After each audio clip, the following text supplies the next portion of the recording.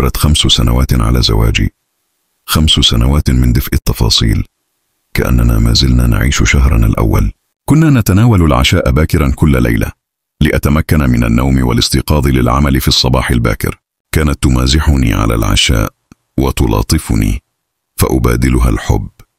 كل يوم نعيد طقوسنا الصغيرة التي صنعت عالمنا الخاص. في تلك الليلة قلت لها: سأخلد إلى النوم. رافقتني إلى الغرفة وقالت بابتسامة: فقط أريد أن أطمئن عليك حتى تنام. كانت كلمتها تلك ونظرتها وكل همسة منها كفيلة أن تملأ قلبي بالسعادة. قبل أن أنام همست لي: أحبك، تصبح على خير. أبحرت في صوتها ولم أستطع الرد، فأنا بين اليقظة والنعاس. خرجت بهدوء كعادتها حتى لا تزعجني، لكنني لم أنم. تقلبت في سريري، وكلما اقتربت من النوم كانت هناك يقظة تسرقني. فكرت: لماذا لا أذهب وأرد على كلامها الجميل؟ نهضت وتوجهت إلى غرفة الجلوس، وفي طريقي سمعت ضحكتها، ضحكة أحببتها دوما. ابتسمت، لكن كل شيء تغير فجأة. سمعتها تنطق باسم رجل غريب، اسم لا يمت لعائلتي بصلة ولا لعائلتها. نادت عليه باسمها وبنبرة غريبة. اقتربت من الباب، وسرعان ما سمعتها تقول: هو الآن نائم وأنا أعرفه، لا يستيقظ إلا للعمل. ثم نادتني بأسماء لا أجرؤ حتى على ذكرها. هزمت في تلك اللحظة. ما ستملقاف. عدت إلى غرفتي وقلبي يردد: لا تتسرع، لا تحكم، تأكد أولا، هل هذه هي المرأة التي عشت معها 5 سنوات؟ هل هذه التي قالت لي منذ دقائق: أحبك؟ استلقيت على السرير وأفكاري تصرخ بداخلي: من هو؟ منذ متى؟ ولماذا؟ مرت الليلة دون نوم، وعند أذان الفجر خرجت لأجدها أمام التلفاز. قالت: صباح الخير حبيبي. ابتسمت بلا روح. قلت لنفسي: اصبر، افهم أولا. ذهبت للعمل، وكل شيء كان طبيعيا بالنسبة لها، لكن عالمي كله كان ينهار. عدت من العمل، استقبلتني كما تفعل كل يوم، وبدت كعروس ليلة زفافها. قدمت الغداء بحب، ثم اقترحت أن نخرج لشراء بعض الأغراض. وافقت بسرور داخلي. كنت أريد فقط مراقبتها. لاحظت أنها تضع هاتفها على الصامت وتتفقده سريعا كلما سنحت لها الفرصة.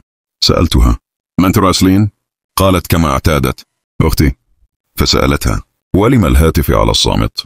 تلعثمت ثم قالت: لا أريد أن يزعجني أحد وأنا معك. أتبعت كلماتها ببعض الغزل، محاولة صرفي عن السؤال.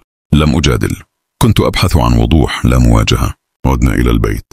قالت: سأجهز لك العشاء ثم تنام.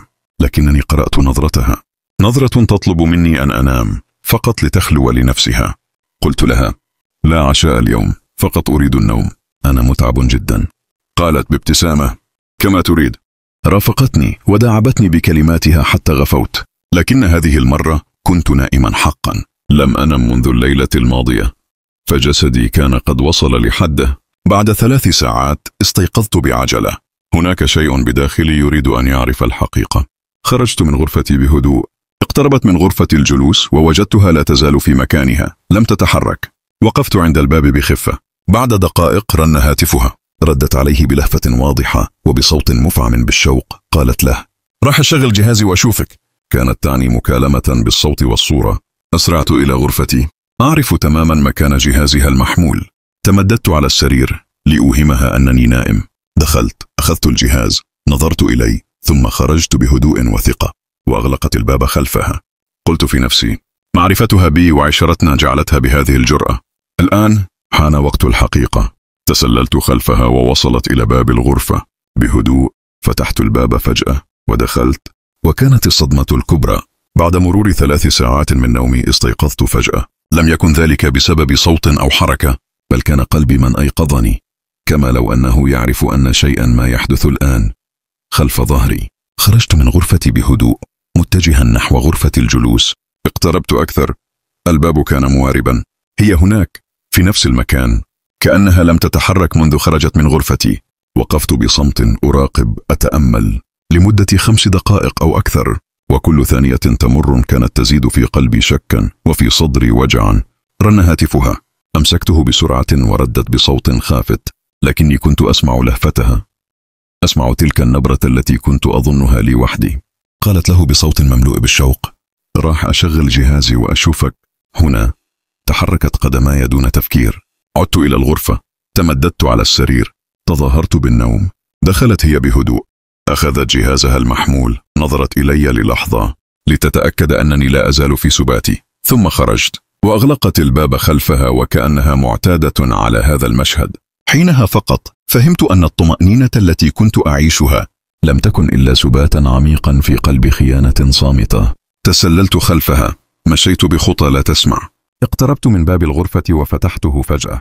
كانت هناك أمام شاشة الجهاز في وضع لا يليق بزوجة ولا بإنسانة ولا بشرية تحمل ذرة ضمير.